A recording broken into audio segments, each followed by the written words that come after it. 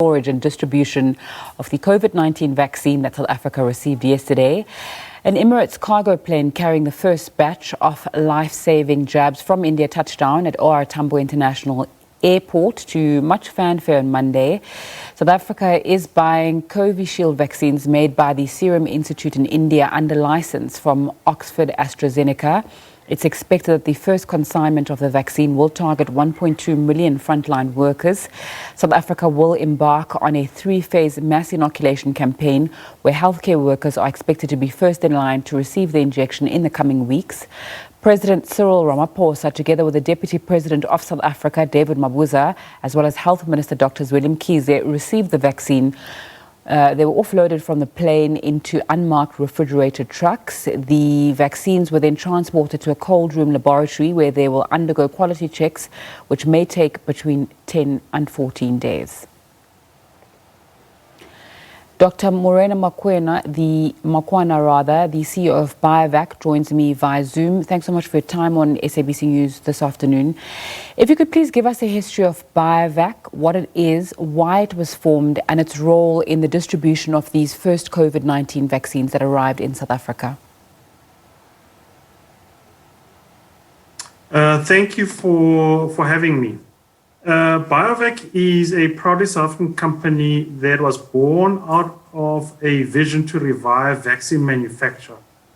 And it was formed in 2003 in partnership with the South African government, acknowledging that there is limited vaccine capacity in the country. So that was the main mission that Biovac was formed. As we are building vaccine manufacturing capability, we have been importing and distributing vaccines and supplying largely to the Department of Health, as well as some to the private sector. So we fulfill two roles. So one is building the actual manufacturing capacity, but on another, making sure that we are importing and distributing vaccines. So most of what we produce and what we import and distribute is in the pediatric vaccines. But the same mechanism then gets applied now with the COVID vaccine. All right, there's that period of 10 to 14 days when the vaccines are stored and tested. What measures are in place to ensure that they are stored at the right temperature and the safety of those vaccines as well? Yes, so most vaccines need to be kept under cool conditions between 2 and 8 degrees. So they get stored in large cold rooms in a warehouse that are quite well controlled and regulated. So we are required by authorities, in our case being SAPRA, to make sure that we maintain our cold rooms within the standard, between 2 and 8 degrees. We do have some fridges that for one of the vaccines being oral polio, that is at -20. So we do have 2 to 8 degrees as well as -20. So this particular vaccine needs to be stored between 2 and 8 degrees, which is the standard for most vaccines. So we won't be changing anything to what we've been doing, and all the backups that we have, be it generator, security, or anything that has to do with the maintenance of the product whilst it's in our care will be maintained. So I also need to mention that it's not all the vaccine that will be going for undergoing testing, but representative samples will be taken from the various batches, and those will be taken to an independent laboratory for testing. We have already done our early checks once the stock arrived at our warehouse last night. We've done the necessary checks that we need to do as a pharmaceutical company. But then we send samples to this independent laboratory, which is under the care of the regulator being SAPRA. I was reading an article this morning that was saying that South Africa or Biovac does not have the capabilities to manufacture active ingredients or whole vaccine by itself. Is that true? Well, the answer is a little bit more nuanced than that. So let's start with basic pharmaceuticals, the normal tablets, syrups, and other things that people would buy. South Africa is not a large active pharmaceutical ingredient supplier, or let's call it raw materials, just to be simple. So we are a net importer of raw materials in the pharmaceutical sector in general. With vaccines, at the moment, yes, for the products for which we are manufacturing and we have our pediatric range, we are importing the raw materials as well from our partners. It does not mean that the capability does not exist of doing raw material manufacture. It is, though, rather complex, and you need to essentially be quite a large international supplier to be able to do that.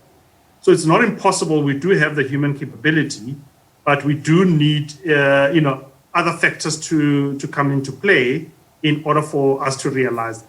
And again, I need to also mention that not all vaccines are manufactured the same. We get live viral vaccine, we get inactivated, and there's a whole host of technical nuances. Even global manufacturers, very few can do the full suite of technologies. And so normally manufacturers would then pick on one technology and focus on it. So what kind of investments would be needed to change this? You are saying the human capability is there, but there's other issues perhaps that we don't have in South Africa.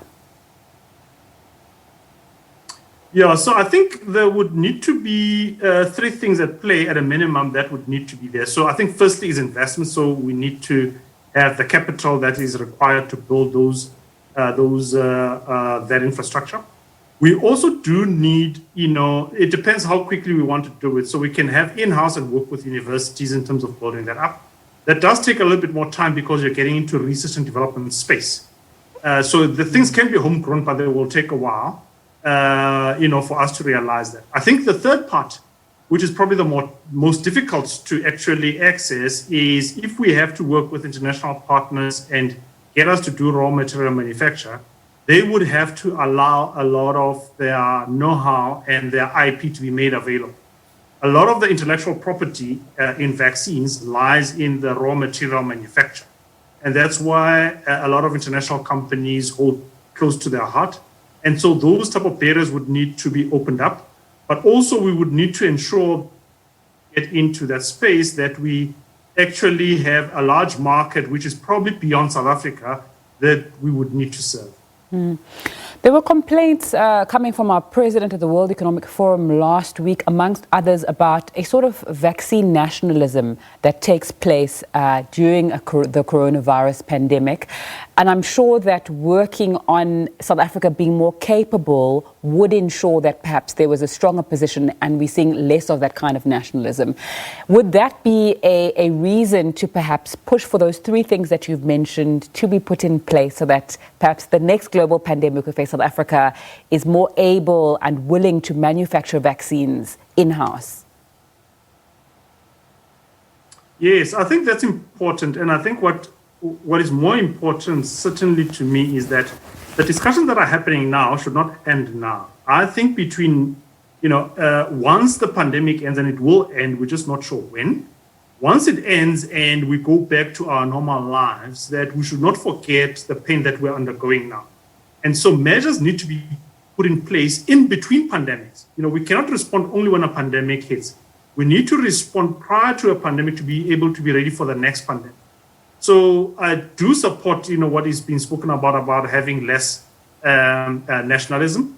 But I think both the developed countries and the developing countries need to work together in between pandemics so that we do not find ourselves repeating the same mistakes and having and repeating essentially the language in 10 years' time or whenever the next pandemic will come.